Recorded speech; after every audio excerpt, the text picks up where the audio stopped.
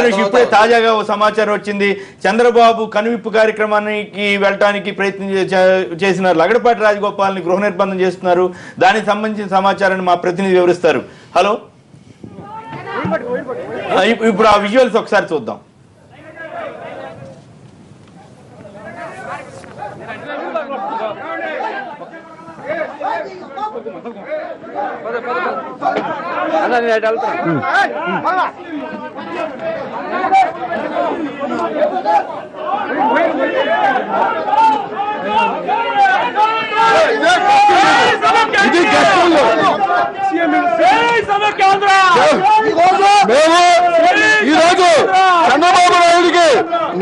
చంద్రబాబు నాయుడు నిరసన తెలియజేస్తామనలేదు.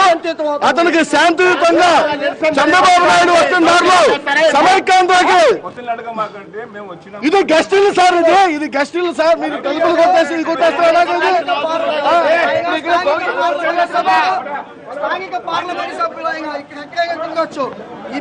ఈ ప్రాంతంలో ఒక ప్రజాప్రతినిధి ఎక్కడైనా తిరిగే హక్కు ఉంది.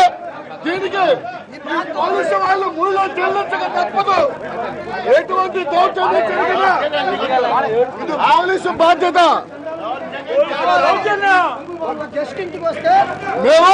మేము శాంతియుతంగా వినూత్న రీతిలో మా ప్రదర్శన మేము చేసుకుంటున్నాము.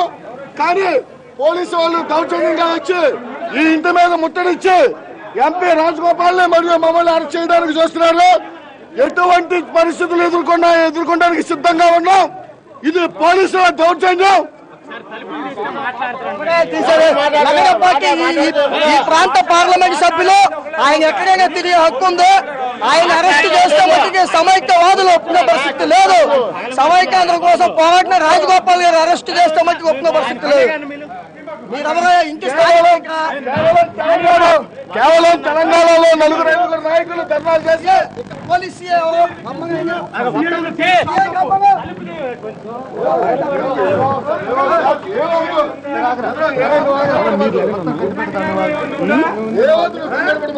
ఇంట్లో ఉంటే అదేంటిది చెప్పండి. స్నానం చేస్తున్నా రాకమానండి. ఏమండి సీఏ గారు, ఇది వేరే గెస్ట్ వాళ్ళ ఇంట్లో వస్తే ఏంటిది పోలీస్ దౌర్జన్యం?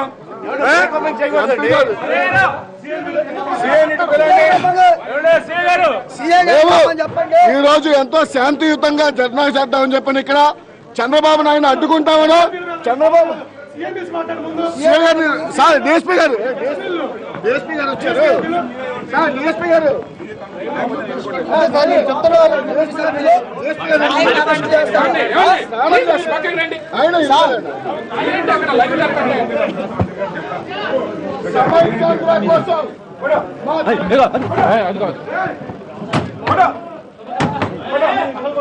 ఆగరా, నీకెందుకు ఆగరా?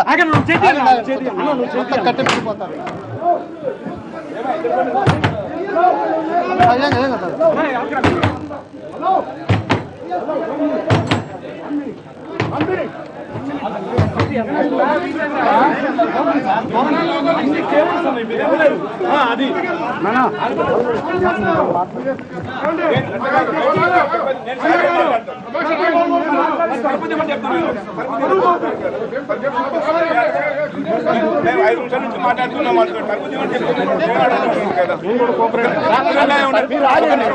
ఒక్క నిమిషం ఉండండి. ఎప్పుడు మాట్లాడండి.